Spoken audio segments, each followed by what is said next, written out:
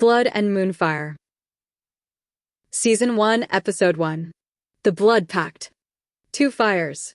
1 darkness. No choice. A note on the magic. Moonfire appears as silver-white flame that moves like liquid light, cold to the touch, beautiful and lethal. Against Ashfang flesh, it burns like deep frostbite, a searing cold that reaches the bone. Ashfire manifests as deep amber gold flame threaded with black smoke, warm and consuming, with the scent of ash and cedar. Each fire is the only known force that can neutralize the other. The Void Tide is a spreading supernatural darkness, silent, absolute, and patient. Border village of Ashvale, night. Darkness first. Then a sound low, rhythmic wrong. Like breathing that has forgotten what breath is for. We drift down through smoke and moonlight to find Ashvale, a small border settlement of perhaps 40 souls, stone cottages ringed by silver-leafed aspen trees that mark Nightborn territory. Every leaf should be catching moonlight. Instead, they are black. Withered. Still. The village is burning. Not with fire, with darkness.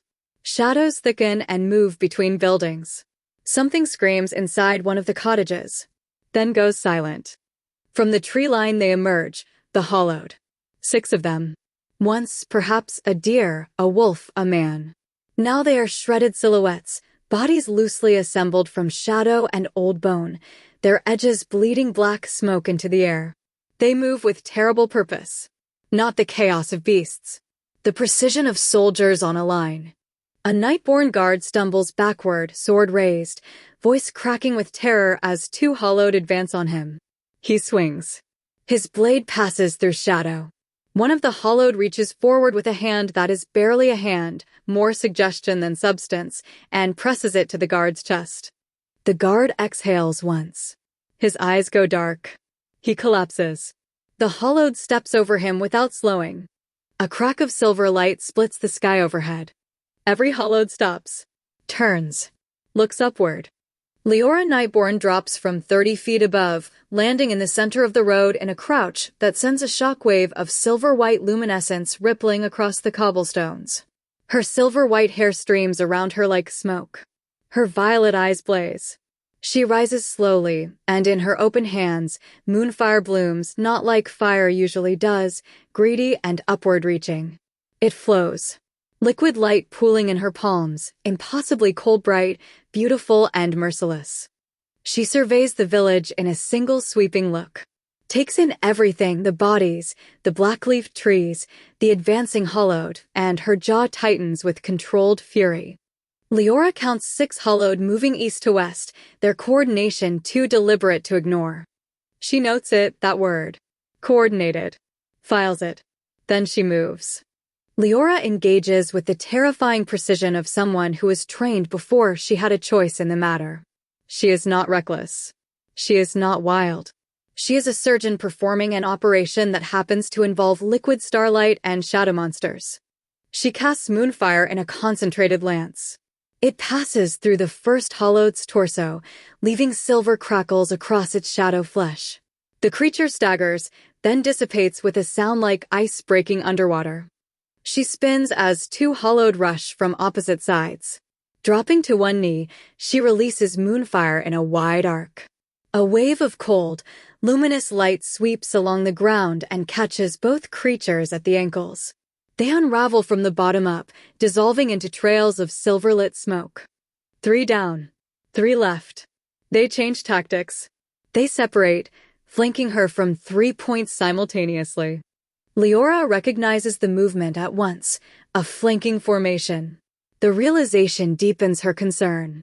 She closes her eyes for half a second. When they open, Violet has given way to pure silver light. She raises both hands above her head, presses her palms together, and draws them apart. Moonfire blooms outward in a silent corona, a full sphere of silver-white flame expanding from her body. It sweeps through the remaining hollowed at once. Before the light fades, the creatures are gone, and the flame rolls to the tree-line before dimming against the dark. Leora stands in the middle of the ruined road, breathing hard. The glow fades from her eyes. Violet returns. She looks around at what remains, at the bodies of Nightborn villagers she was too late for, and something complex moves across her face. Not grief, not quite. Grief requires the luxury of surprise. Ash Vale, ruined cottage, moments later. Leora moves through the wreckage, methodical. She checks each fallen villager. Most are beyond help, their eyes open, empty. Whatever was taken from them by hollowed touch not visible, but absolutely gone. She crouches beside an elderly woman, touches her wrist, and the moonfire in her palm shifts, becomes softer, gentler, more silver than white. Healing mode. But the woman is already cold. Leora stands, presses her lips together. Then a sound. Small, muffled, from beneath a collapsed section of the cottage wall. Leora is there in 4 steps. She presses her palm to the rubble, and the moonfire comes again, careful this time, surgical, dissolving stone without force or heat. She lifts away the debris piece by piece. Below it, curled into a ball between 2 fallen support beams, a child. 7, perhaps 8 years old. A girl. Shaking. Unhurt. Leora reaches in and pulls her gently free. The child doesn't fight. She clings. Leora holds her with a deliberate care that suggests she is not accustomed to holding people, her arms arranged correctly, her posture precise, the warmth she offers consciously assembled rather than instinctive. But genuine. Absolutely genuine. Leora lowers her voice and steadies herself for the child's sake, offering reassurance with careful tenderness. She tells the girl she is safe, that the shadows are gone, and that she is no longer alone. The child pulls back enough to look at Leora's face. Her own is streaked with soot and tears. Her eyes, enormous, dark, are still full of whatever she saw tonight. Through tears and soot, the child explains that the monsters came from the Deadlands. When Leora gently asks whether anyone else had been near the village, the girl remembers a figure at the trees, someone with eyes like fire, watching before the attack began. To the child, those fire-bright eyes belong to the one who let the monsters through. The child hesitates. Something moves in her eyes, fear of a different kind. A beat of silence. The child's grip on Leora's coat tightens.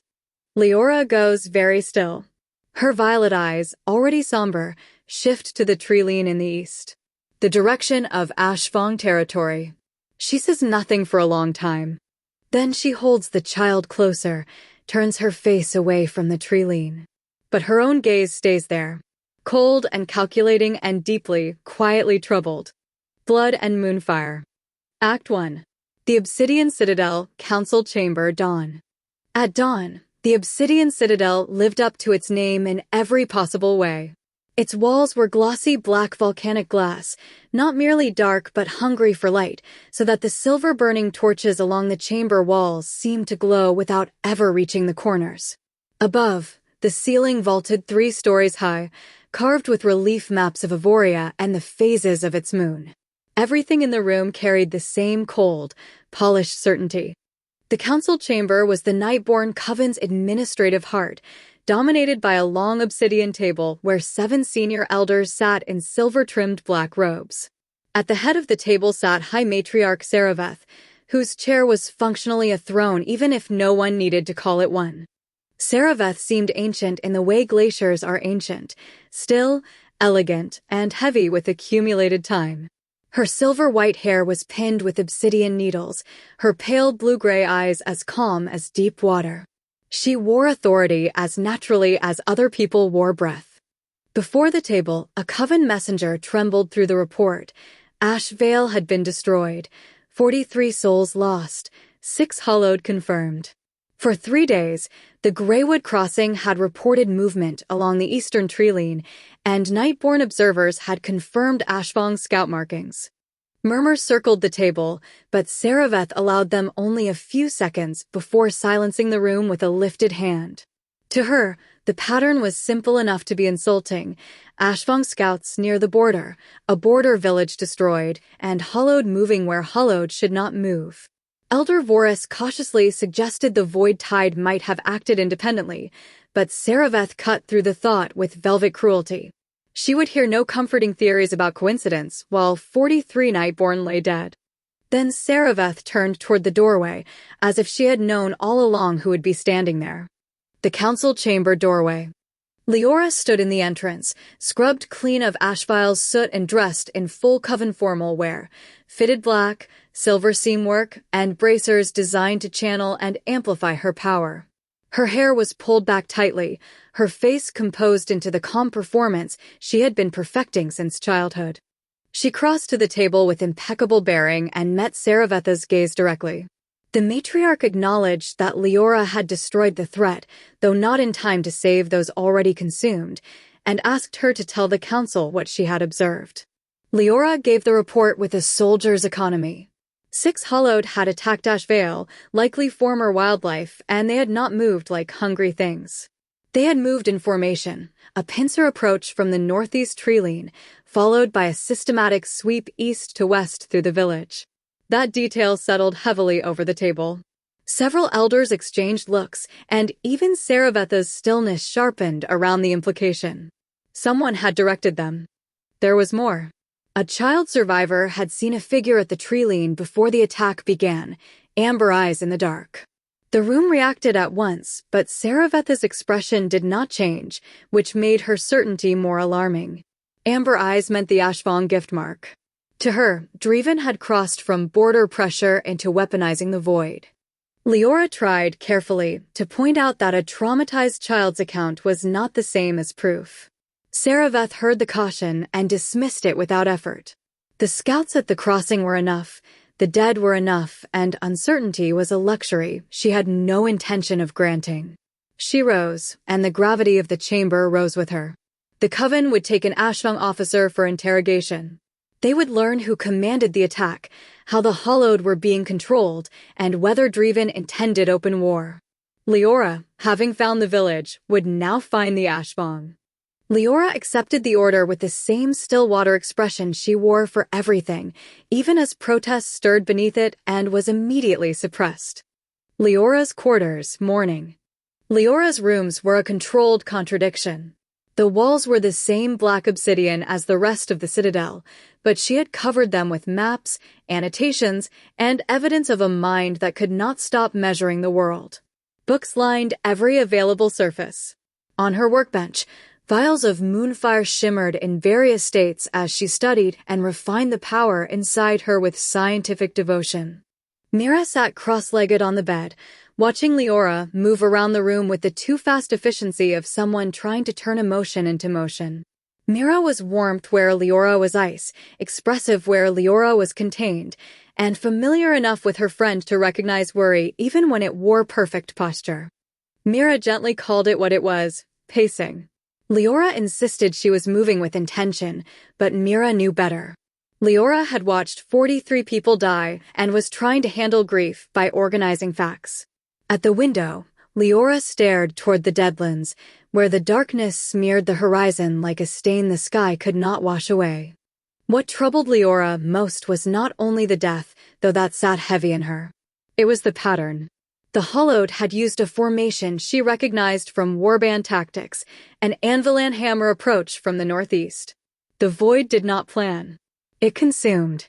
Something or someone had turned those creatures toward Ashvale with purpose. Mira understood the danger in that kind of thinking. The council wanted the answer to be Ashvong because the evidence pointed there neatly enough. Leora could not ignore that someone with amber eyes had been present, but presence and guilt were not the same thing. The matriarch was moving toward war, and Leora wanted to be certain they were moving toward the right one. Mira warned her, with love, that such questions had no safe place inside the citadel walls. Leora knew. That was the problem. A long pause. Leora turns from the window. The armory, late morning. In the citadel armory, Leora prepared with her usual methodical calm.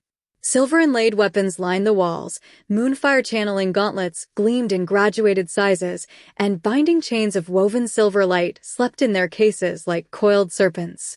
She ignored the more dramatic weapons and went straight to the chains, testing their weight, responsiveness, and cold. When activated, they would become shackles of compressed moonfire, cold enough to burn Ashfang flesh without needing to touch it directly. A young guard watched her with open awe. Leora noticed and, as she had learned to do with all staring, ignored it until his curiosity became impossible to miss. The guard finally asked whether it was true she had cleared 6 hollowed alone at Ashvale. Leora gave him no legend to hold on to. To her, the math had simply not been complicated. When he repeated the rumor that she had arrived like a moon dropping from the sky, she almost allowed herself to be amused before settling back into precision. Rumors, she thought, were usually imprecise. She closed her kit and headed for the exit, pausing only long enough to remind him to stay sharp that night. The void, she knew, did not stop because everyone else was busy elsewhere. Then she left, and the young guards stared after her. The outer gates, midday. By midday, Leora emerged through the citadel gates into harsh light. The black glass towered behind her against an iron-gray sky, while the road south stretched toward the border. In the distance, the Greywood forest blurred dark green, and beyond it the deadlands hovered as a brownish haze. Mira caught up at the gate, breathless, and pressed a small silver vial into Leora's hand. It was a stabilized moonfire compress, meant for the inevitable moment when Leora would be injured and too stubborn to stop moving. Leora accepted it while denying, without much success, that she was ever too stubborn to stop. Mira reminded her that she had once set her own wrist and kept training. Leora nearly smiled and argued that the bone had barely been displaced. The moment was small, familiar, and almost gentle. Then Mira asked only that she come back, with or without the Ashfang. Leora held her gaze long enough for the ice in her expression to thin, and promised she always came back. After that, she turned south. Act 2. Greywood Forest Exile Camp, dusk. The Greywood is an old forest, the kind that makes every traveler feel observed. Vast trees crowd the dusk beneath a dense canopy, and the land between Nightborn and Ashfang territory belongs mostly to those with nowhere else to go. Kale Ashfang's camp is small, tactical, and thoroughly unglamorous, a fire ring of river stones, 2 bedrolls, a lean-to of lashed branches, and a small rack of dried provisions.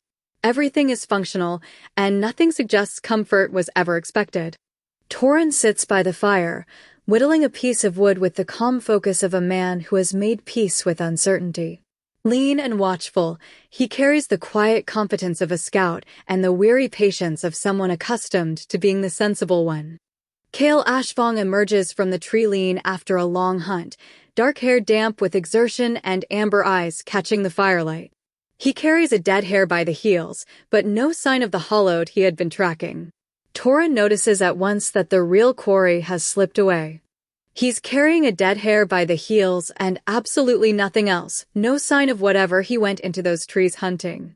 Torin clocks this immediately.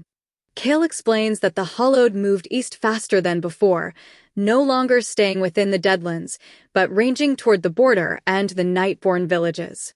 The discovery leaves both men silent, burdened by the same worry and the same lack of easy answers. He stares into the fire. The silence between them is the specific silence of 2 men who have had many versions of this conversation and are running out of new things to say in it. Greywood Forest Exile Camp. Torin asks how many hollowed Kale encountered, and Kale explains that 3 had been tracking together as a unit.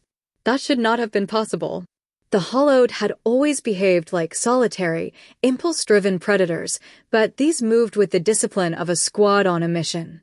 Torin understands the implication before Kale says it outright, something may be pushing them.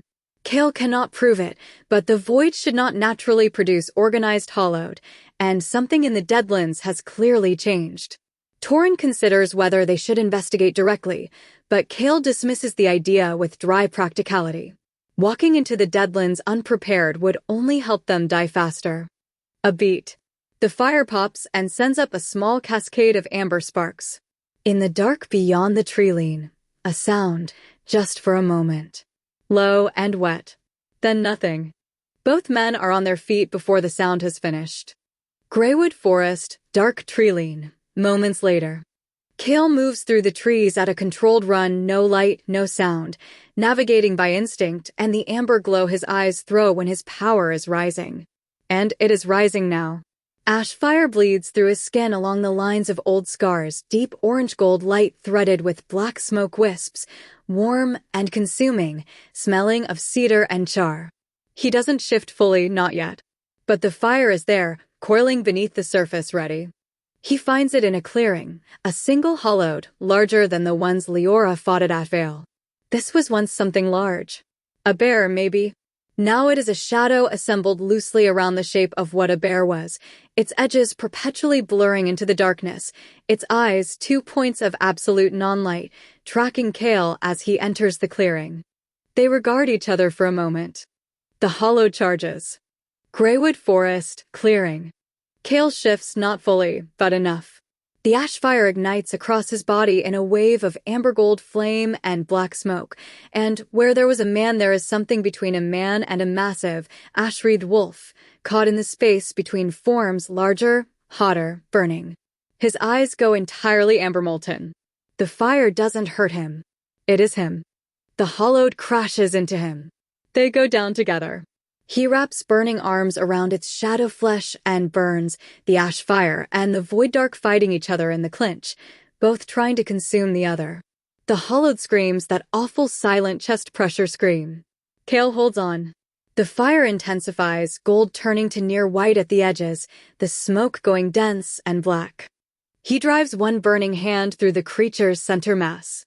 From the inside, the ash fire unravels the shadow construction, burning the stitching of it, the void dark holding it together. The hollowed stutters, collapses, disperses in a cascade of black smoke and dying orange embers. Kale kneels in the clearing. The fire dims slowly. He shifts back, fully human, breathing hard, burns along his forearms where the hollowed's void touch found purchase. He looks at the marks with the dispassion of a man who has been hurt so many times that new pain is mostly administrative. Greywood Forest, exile camp, shortly after. Torin treats Kale's burns with quiet efficiency, salve, bandaging, a flask of something that stings and numbs. Kale sits still for this the way animals sit still when they trust the hand working on them. As Torin dresses the burns, he notices they are worse than before. The void touch is beginning to pierce even Kale's ash fire, which means the hollowed are growing stronger and the void is advancing. Kale already knows this, but knowing does not give them a solution. Torin presses for a plan and gently suggests they cannot survive much longer with only a forest camp, one salve pot, and half rations. Returning to the Ashvong clan is not an option Kale will entertain. Instead, he studies the Eastern Dark and decides that someone must warn the Nightborn border villages. The Hollowed are moving toward them, and silence would make him complicit. Kale chooses the Raven post at Greywood Crossing and plans an anonymous warning, the Hollowed's direction, number, and formation, with no names attached. Torin worries the message could be traced back to them, but Kale accepts the risk. If the warning leads the Nightborn to them, at least someone will have been warned first. A beat. Torin doesn't push it. He knows where that wall is. Kale looks east. The night is very dark in that direction. The Deadlands' darkness is visible even at this distance, a quality of wrong in the sky. Greywood Crossing, Raven Post, night. A stone post at the edge of Nightborn territory, a weathered pillar with a raven coop at its crown. Kale ties the small rolled message to the leg of a dark-feathered bird, which regards him with the specific contempt of an animal that knows it's being used, but has decided it doesn't care enough to fight it. At the Raven Post, Kale ties the message to the bird and sends it toward the eastern border post with a low, practical warning of his own: reach the destination and survive the flight. He releases it. The bird launches into the dark and is gone in 3 wing beats. Kale watches the empty sky for a moment. He knows it might already be too late. Ashvale, approach, the following morning. Kale approaches the ruins of Ashvale at dawn, alone, moving carefully. The devastation is quiet now, the fire burned itself out overnight, and what remains is the particular desolation of violence after the violence has finished. Black scorched stone. The silver-leafed aspens at the perimeter shivered back to their natural color by the presence of moonfire used here, even if nothing else is right. He moves through the ruins slowly, reading the aftermath with a soldier's eye, the pattern of it, the geometry of where the hollowed went and what they took and what they left. His expression is controlled but not unmoved. He has seen this kind of aftermath before. He made a choice once to refuse to create one. That choice cost him everything he'd been. He crouches beside the place where the hollowed entered the village, finds tracks in the ash, studies them, then looks northeast, toward the Deadlands, then east, toward where an observer would have stood. His eyes sweep the edge of the main road, and find Leora Nightborn standing 20 feet away, watching him. Ash Vale, ruined main road. A moment of absolute stillness. They're exactly what they appear to be, a Nightborn witch and an Ashfang fireshifter, standing in the ruins of a Nightborn village, every reason in the history of their world to be enemies, looking at each other across 20 feet of scorched cobblestone for the first time. Leora has found her quarry without particularly looking for him. The surprise of this is buried so deeply beneath her composure that it barely registers on her face, just a micro-widening of the violet eyes. She takes him in. The dark hair, the amber eyes, the Ashfang build, the scout's stance. She notes the bandaged forearms. She notes the way he looks at the ruined village, not like a man admiring his work. Like a man reading a crime scene. She files this. Says nothing. Yet, Kale takes her in, the silver-white hair, the violet eyes, the silver bracers, the absolute held-still quality of her attention. He notes the absence of a drawn weapon. He notes the moonfire binding chains at her hip. He calculates, quickly and accurately, what he is looking at and what it means. Kale carefully breaks the silence first, noting that Leora is not what he expected to find in the ruins. Leora answers with the cold certainty of someone already carrying orders. To her, people do not usually return to the scenes of their crimes, and Kale's denial arrives too late to matter. She is not there to debate him. She has come to take him in. Kale tries to explain quickly. He had sent a warning by Raven from Greywood Crossing 3 days earlier, aimed at the eastern border post. He describes the hollowed formation, the northeast approach, and the east-to-west sweep through Ash Vale. Leora does not confirm whether the Raven arrived, but the flicker across her face tells him the detail matters. Leora recognizes the same pattern from her own observations, but cannot separate his knowledge from suspicion. He insists that he knows the formation because he studied the aftermath, not because he directed the attack. She does not accept the distinction. Instead, she draws the moonfire binding chains and gives him one chance to surrender quietly, more out of principle than expectation. Kale looks at the binding chains at her hip, looks back at her face. A decision moves through his expression, not fear. Calculation. A flicker across Leora's face. She doesn't answer. She draws the binding chains. They uncoil in her hands with a cold silver light, moving like something between a liquid and a living thing. Kale feels the cold of them from 10 feet away, a sensation like plunging your hands into ice water, except the ice water is trying to decide if it wants to be fire. He moves first. Not toward her, sideways, fast, into the cover of a ruined wall. The ash fire ignites along his hands and forearms in that amber gold bloom, threading black smoke. The cold heat of the moonfire chains intensifies from his perspective as it meets the ash fire, both fires aware of each other in a way that isn't quite magical and isn't quite physical and is absolutely something. Ash Vale, the capture fight. They fight. It is not elegant. It is the desperate, tactical improvisation of two extraordinarily gifted people who have never fought each other before and are rapidly calibrating.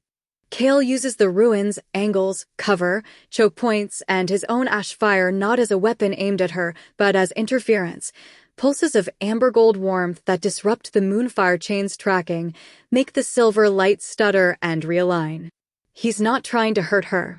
He's trying to get distance. Leora doesn't need distance.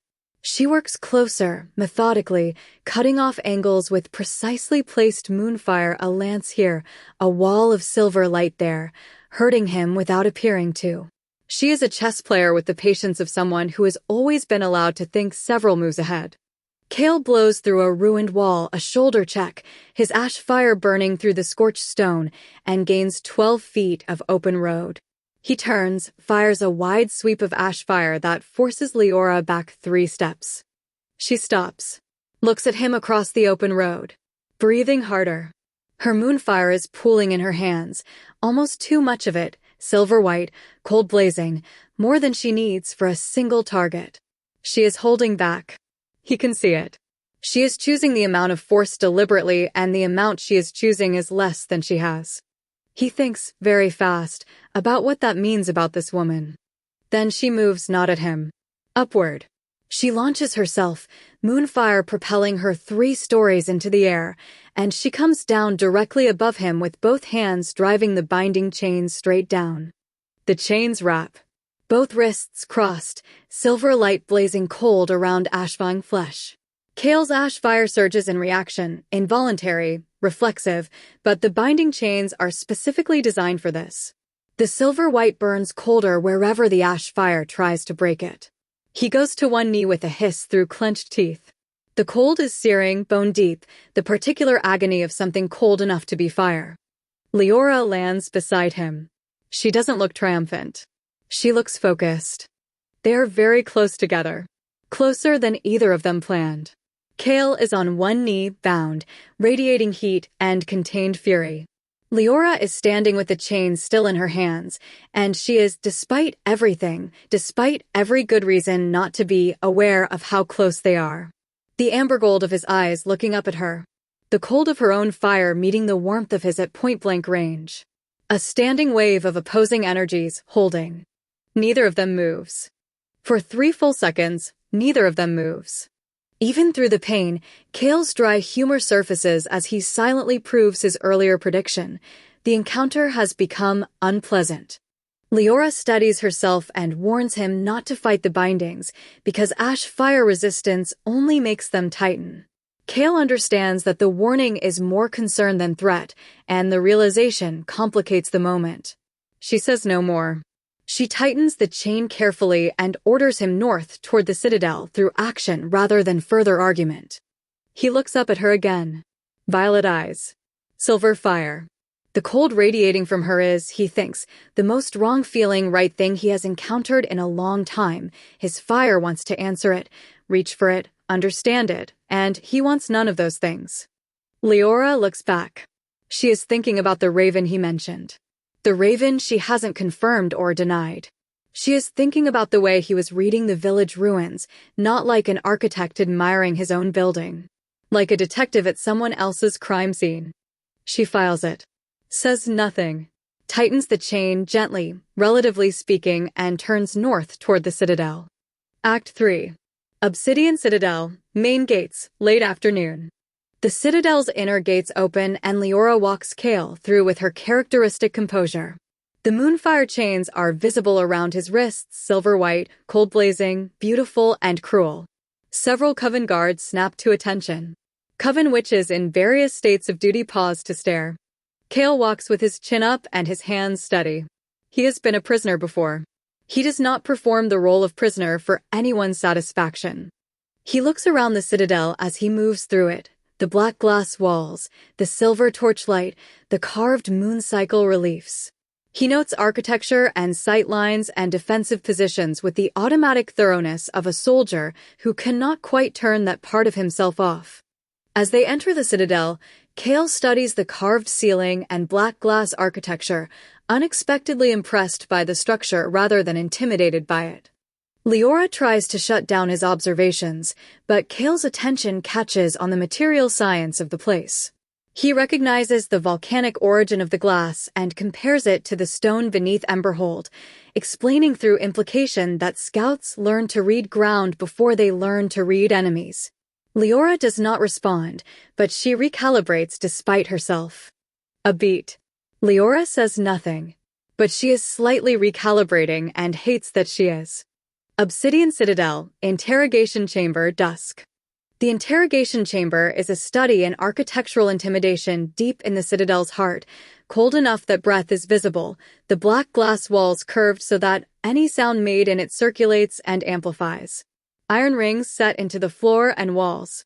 A single silver burning torch that is more atmosphere than illumination.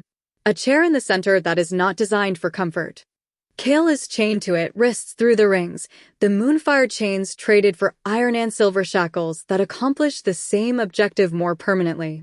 His ash fire is banked, unable to build toward full ignition in the cold. He sits upright anyway, shoulders back, amber eyes moving around the room with that constant quiet assessment.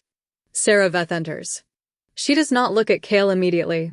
She moves to the room's center, arranges herself in a way that is not quite a stance, more a declaration of territorial occupation. Then she turns her pale eyes on him, and there is nothing human in the looking. Not cruelty. Cruelty would imply she had a feeling about him.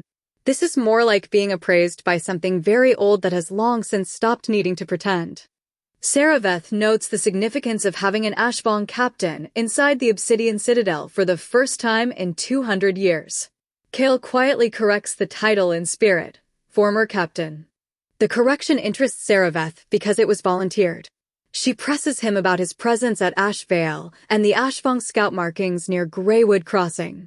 Kale maintains that he arrived after the damage was done and that his camp lies in neutral territory, but Saraveth treats legal rights as meaningless beside 43 dead civilians.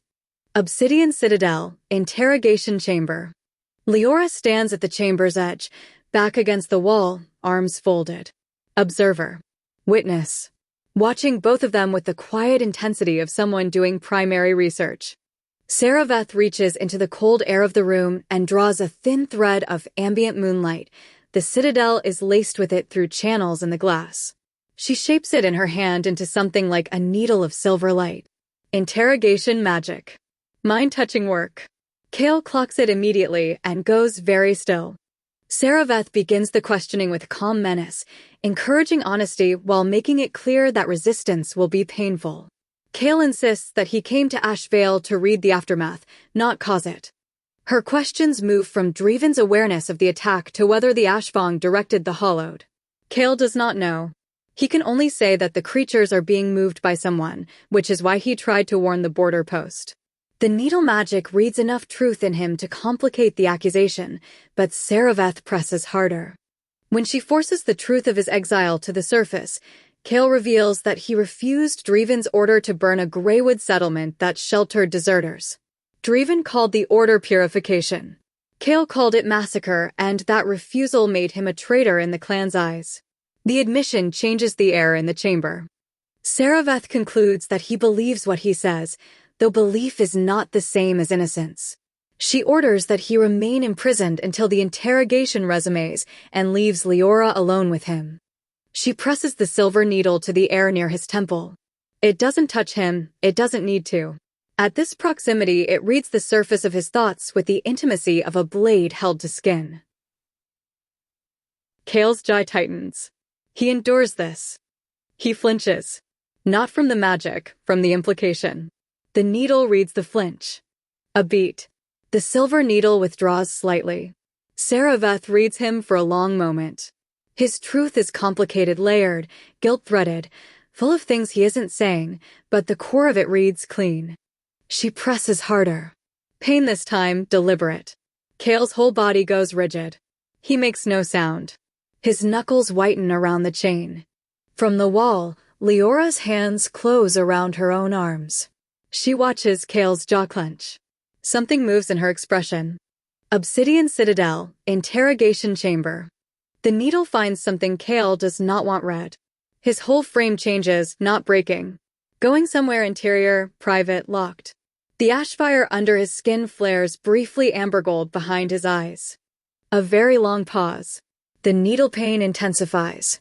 Leora watches Kale's face. In the amber eyes, not defiance. Something much more complicated. Something that has weight and history and grief in it. Silence. Saraveth withdraws the needle. She looks at him for a long, unreadable moment. Then she turns away with the composure of someone who has learned what they needed and is already thinking about the next thing. She walks out. The door closes behind her with a sound like the mountain settling. Leora and Kale are alone. She hasn't moved from the wall. He is breathing carefully, managing the aftermath of the needle pain, getting himself back from wherever he had to go during it. The amber eyes find her across the room. Neither speaks immediately. When the room is quiet, Cale recovers from the pain with careful breath and a worn edge of humor. Leora apologizes for the method, and the apology surprises him more than the pain did. He reminds her, without cruelty, that she could have stopped Saraveth and did not. Leora cannot deny it. She accepts the truth of his accusation in silence, and the precision of it hurts more than she is willing to show. With no defense to offer, she leaves. A beat. He watches her. The words land. They both know they're true. Leora doesn't deny them. Another silence. Different from the first one. Leora holds his gaze. She is not going to defend herself. She is not going to explain. Something in his assessment hurts because it is precisely calibrated. She turns and walks out. Cut to Obsidian Citadel, Leora's quarters, night. Leora paces. Properly this time, not the efficient, purposeful motion of earlier. This is actual pacing, the recursive pattern of a mind that has found a contradiction it cannot resolve. She presses the back of her hand to her mouth for a moment, then catches herself and makes herself stop. She goes to the window. The moon is fully risen. It hits the citadel walls and makes them glow silver white from within, the black glass transformed. She presses her palm flat against the cold glass. The moonfire in her responds to the moon's presence. It tries to bloom, gentle and instinctive, and she pulls it back. After a long moment, she turns from the window, picks up her silver key, makes a decision she is already planning to have complicated feelings about. Obsidian Citadel, interrogation chamber, later that night. The chamber is darker now, the torch has burned to half. The cold is deeper in the night, and Cale's visible breath fogs the air around him in small amber-touched clouds. He's not asleep. He doesn't look like someone who would sleep in chains in an enemy stronghold. He's sitting with his eyes open, and that interior quality of someone running through problems in the dark of their own skull. The door opens. He looks up. Leora enters alone. She is not in her formal wear, she's in something lighter, her hair loose for the first time. It falls past her shoulders like actual moonlight, silver white, and it is the first thing about her that is entirely unconstructed. She carries no weapon. She carries 2 cups of something hot. The steam is visible in the cold air. Cale looks at the cups. Looks at her. When Leora returns later with 2 cups of hot spiced broth, Cale reads the gesture with suspicion. She assures him it is not poisoned, while he suspects the more likely danger is that she wants something. She sits on the floor rather than standing over him, setting 1 cup within reach. The choice unsettles him because it feels neither like interrogation nor performance. Once the silence settles, Leora asks about the raven. Cale explains that he sent the warning anonymously because a signed message from an Ashvong exile would have been treated as a threat instead of help.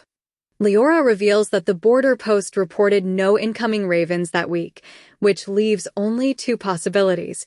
The raven never arrived, or the log was falsified. Cale immediately understands the darker implication. Someone may have ensured the warning was never received. Leora refuses to state that conclusion outright, but she has placed it on the table. Cale then gives her the full pattern he has observed over 6 weeks.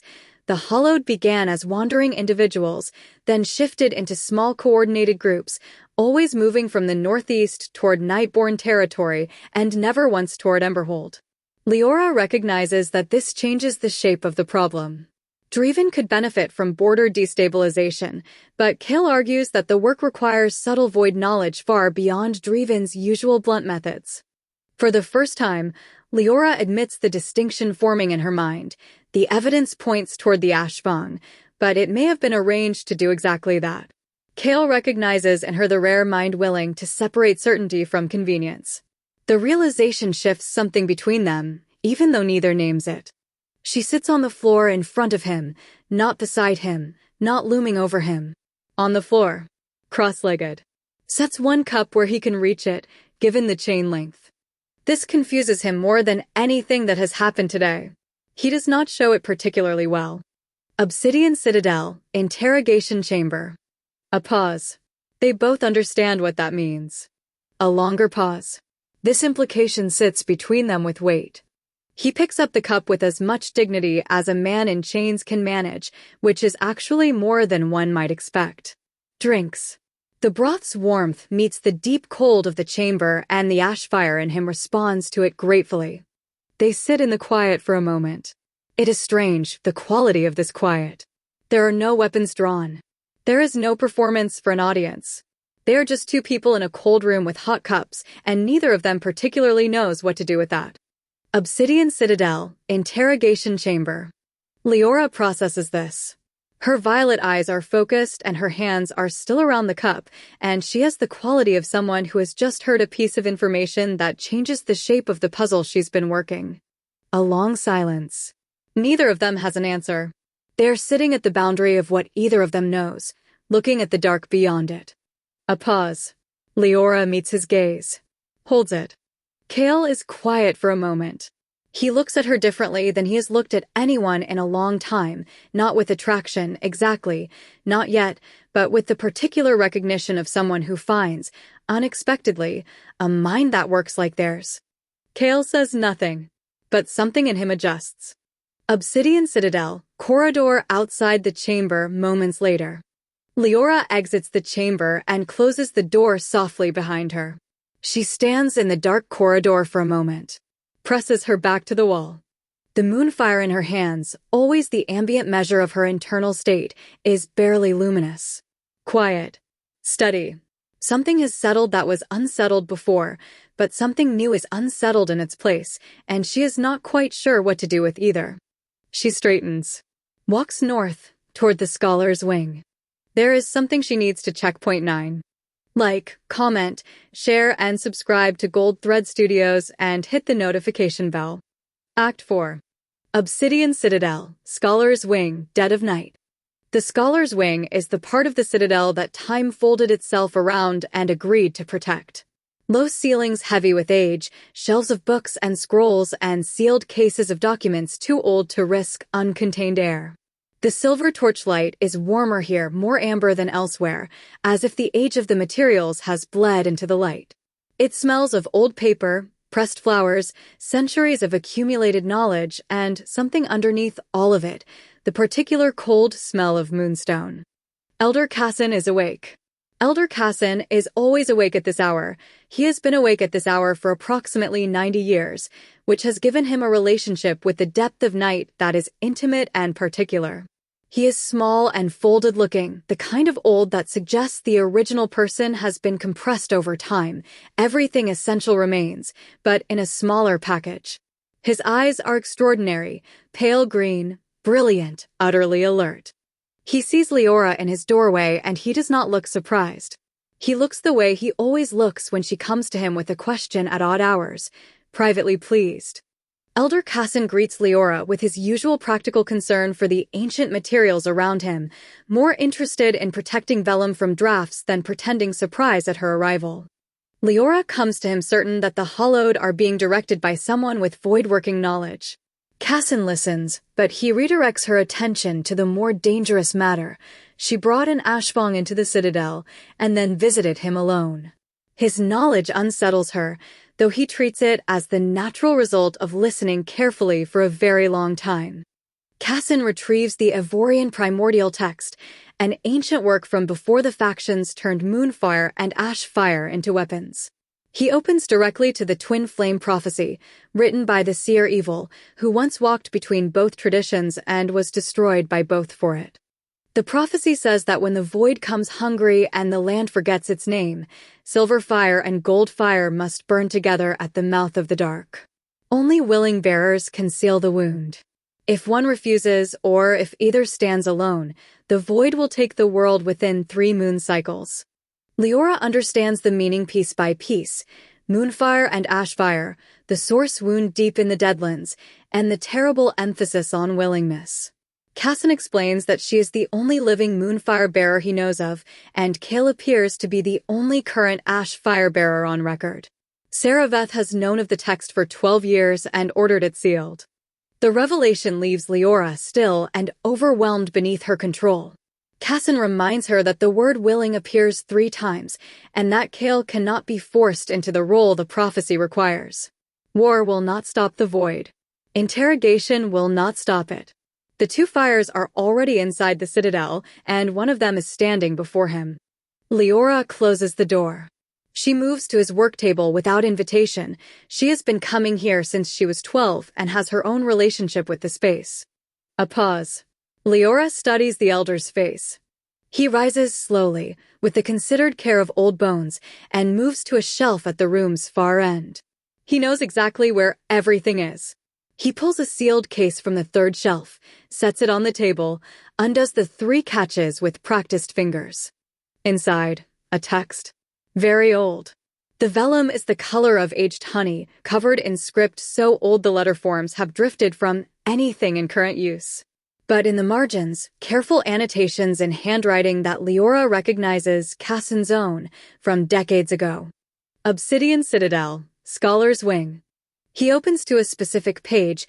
He goes directly there, no searching, as if he's opened to this page so many times the book opens itself. The text is dense. The margin annotations are frantic with Cassin's younger hand. He reads, not translating exactly, but rendering, his voice taking on the particular cadence of someone speaking something they have long since memorized, but still treat with reverence. Silence. Leora stares at the text. She is, for one unguarded moment, not the controlled, brilliant, composure-performing Nightborn witch. She is a 24-year-old looking at something enormous. A long silence. Leora goes very still. Something behind her eyes processes this. What Saravetha's awareness of the prophecy means. What Saravetha's decision to pursue interrogation as war preparation means. What all of it means when laid against the spreading dark on the horizon. She folds it all inward with the precision of someone who has been folding difficult things inward their entire life. She picks up the text. Reads it again. Sets it down. Leora looks at him. He looks back. He has been waiting for this moment for a very long time, and he does not intend to waste it on anything but absolute clarity. Obsidian Citadel, Interrogation Chamber. A silence. Kale looks at the text again. She watches him think. It's visible, not in any performative way, but in the quality of his stillness, the way his amber eyes focus somewhere that is not the room. A long moment. Kale studies her, not calculating, not exactly, but reading. Looking for something. She holds his gaze. This is not a performance. Whatever he is looking for, he is going to have to find it in what is actually there. Leora stands. She takes the text. Straightens her jacket. Meets his eyes for one more moment. She walks to the door. She stops with her hand on it. Doesn't turn around. A pause, 10 seconds, 15 in which she is making a decision that she is going to have very complicated feelings about, and knows it, and makes it anyway. She turns back. She crosses to him. She crouches in front of him, very close now, amber warm and silver cold in the air between them at point-blank range, and she reaches forward and unlocks one of the chain shackles. The iron ring falls open. His right hand is free. She stays where she is, crouching before him. They are face to face. Very close. Neither moves. A beat. His amber eyes on her violet ones. The freed hand between them. The cold and the warmth trading space. She stands. Takes a step back. Gives him the space of a decision. Kale looks at his freed hand. Flexes the fingers. Looks at the remaining chain. Looks at her standing there, composed and guarded and absolutely sincere. He looks at her for a very long time. Obsidian Citadel, Interrogation Chamber. Leora holds his gaze. Something moves across her face that is not quite a smile, but is in the general neighborhood of one, a very small, very controlled, very genuine softening of the ice. It is there for 1 second and then gone, because she has been not smiling for practice for 24 years. A pause. His amber eyes hold hers. Something acknowledges something, across the distance of everything that divides them. He nods. Once. A decision made. She unlocks the second chain. He stands. They're the same height, she didn't know that. The warmth of the ash fire and the cold of the moonfire meet in the narrow air between them and simply coexist. Not fighting. Not yet fusing. Coexisting, the way opposing elements will when they are given no choice. They look at each other for another moment. Then Leora turns toward the door. They move north through the dark citadel corridor, a Nightborn witch and an Ashvang exile, Silverbright and Amberworm in the black glass walls, the most unlikely pair in the history of Evoria walking together toward something enormous. The Deadlands, deep interior night. This place is wholly unfamiliar, and the difference is immediate. The Deadlands in its true depth, not the encroaching edge that threatens borders, but its terrible heart. The sky here is the color of a bruise pressed deep below the skin, dark purple-black, luminous with wrongness. No stars. No moon. The ground is a gray-white cracked expanse that might once have been a lakebed or a plain, now desiccated and geometry wrong, the cracks running at angles that don't resolve into any natural pattern. And the void. Here it is not a darkness that spreads. Here it simply is an absolute, a presence, the dark made solid and patient and old. It flows slowly across the landscape like black water on a tilt, unhurried, inevitable.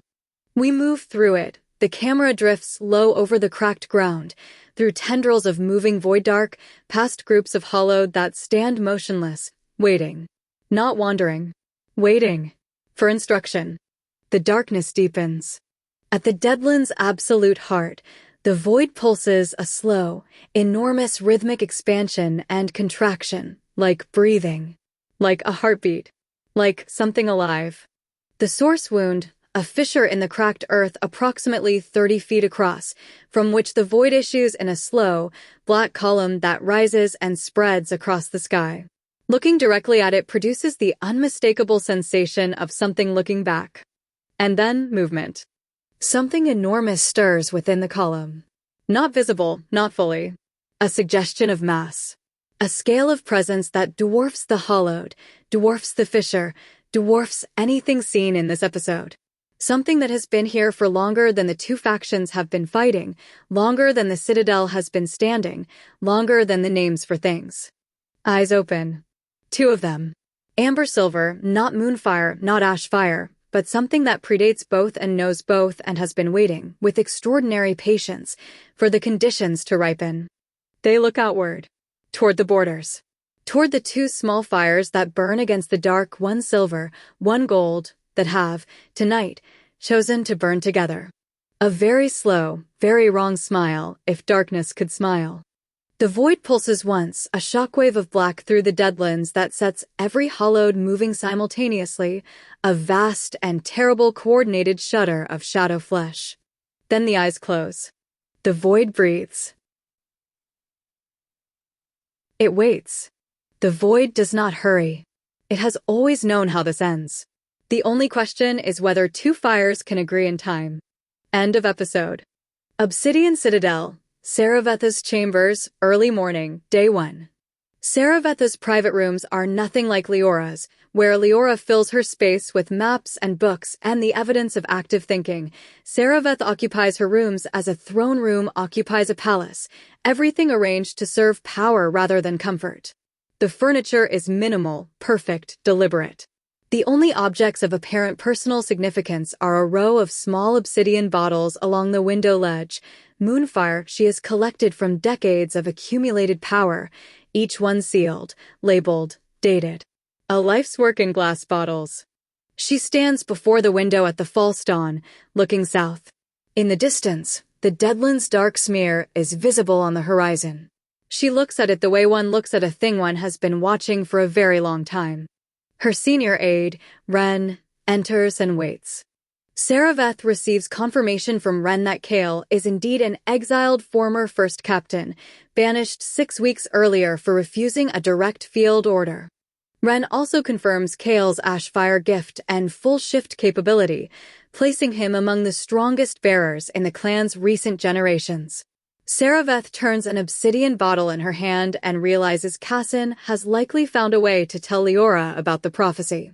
She orders additional guards for the prisoner and instructs Ren to watch Leora closely, offering no explanation beyond the command itself. A pause. Saraveth says nothing for a long moment. She picks up one of the obsidian bottles from the window ledge. turns it in her fingers. Cut 2. Greywood Forest, Torrhen waits, night, parallel to Act 4. Torrhen sits alone at the exile camp. The fire is low. He's been waiting since before dark. He is extremely good at waiting, scouts always are. But this particular waiting has the quality of someone who is used to his partner returning and has not yet learned to be afraid of the night he doesn't. He sharpens a knife, looks up at the citadel's distant black spike on the northern horizon. Its glass walls catch the moon and throw back silver. He can see it from here on clear nights. He looks at it for a long time. A long beat of forest silence. Then a sound at the tree lean. Both familiar and wrong in its approach direction. Torrhen is on his feet in an instant. Kale emerges from the trees. And behind him, 3 steps back, silver bright in the moonlight, utterly composed, looking at the camp with the expression of someone storing information, Leora. Torrhen stares. Looks at Kale. At Leora. At Kale again. Torrhen's relief at Kale's return immediately tangles with disbelief when he sees Leora behind him. Kale explains the new alliance as plainly as possible. Leora has offered cooperation against the Void Tide, and the mathematics of annihilation were persuasive. Torrhen processes this, questions the immediate danger, and decides that if this impossible plan is real, he is coming too. Cut 2. Greywood Forest, exile camp, moments later. The 3 of them at the fire. It's an unlikely arrangement, and they all know it. Torrhen is being carefully, professionally pleasant, scout-trained. He can manage any social terrain. Kale is watching Leora with the particular attention of someone who has agreed to something they're not sure of and are running a continuous evaluation. Leora is looking at the fire. The ash fire in it is ordinary fire, campfire, but to her moonfire-attuned senses there are trace elements in it that feel like the echo of Kale's gift. She is aware of this and tells herself she isn't. Around the fire, Leora outlines the plan in practical terms, find the Void's source wound, identify what is directing the Hollowed, and attempt to seal it if the prophecy's mechanism proves real. The scholar believes they have less than 3 moon cycles before the spread becomes irreversible, but realistically, Leora thinks they have 1. Torrhen summarizes the absurdity without needing to make a speech. 1 moon cycle to enter the worst place in the world, find a magical wound, and seal it with 2 fires known for destroying one another. Kale has already named it the worst alliance in history. Torrhen accepts his place in it anyway, and Leora recognizes that his scout knowledge may be useful at the margins. A beat. The fire crackles. Somewhere in the dark around them, the Greywood is full of its usual sounds, and underneath them, barely audible, the sound that might be the Void's distant breathing. They all hear it. None of them says so. They sit with it, the 3 of them, at the edge of the dark. Greywood Forest, just before dawn. Torrhen is asleep. The night was long. Kale sits awake, his back against a tree, the ash fire in him banked to its quietest state, just the ambient glow of amber worm in his eyes, the faintest heat signature in the cold forest air. Across the camp, Leora sits awake too. She has a piece of paper she's been writing. Her notes on the prophecy, on the hollowed patterns, on the raven timing. Her handwriting is what you'd expect, precise, dense, annotated. At some point she becomes aware that Kale is watching her. Before dawn, while Torrhen sleeps, Leora and Kale remain awake on opposite sides of the camp. Each notices the other's sleeplessness without needing to say much about it. Eventually Leora asks about the village Kale refused to burn, and the answer carries the quiet weight of memory. 63 people survived because he said no, and 9 did not because Dreven's men reached them first. Leora offers quiet sorrow for the 9, and Kale accepts it with the same softness he rarely allows himself. In the fragile stillness before sunrise, the darkness has not lessened, but it feels slightly smaller between them. They sit with the weight of what they have agreed to, the things they are not yet saying, and the strange comfort of being awake for the same impossible reasons. She doesn't look up. A pause. A very long silence. She looks up.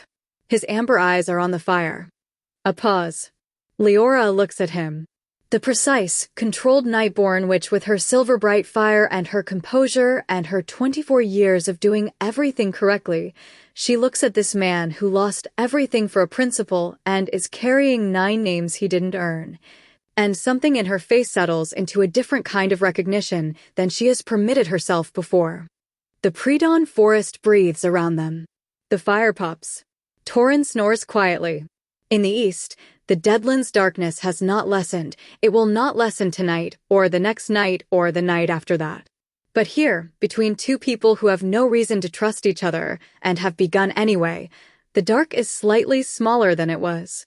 Leora goes back to her notes. Kale looks at the fire. They sit in silence that is not empty. It is full of everything they are not yet saying, and the weight of what they have agreed to, and the strange small warmth of being awake at 4 in the morning with someone who is awake for the same impossible reasons. The moon sets. The stars reassert themselves. Evoria breathes. The void, in its Deadlands heart, breathes too. Both fires burn on. End of episode The Blood Pact. People. Blood and Moonfire Season 1, Episode 1. The Blood Pact. Like, comment, share, and subscribe to Gold Thread Studios and hit the notification bell.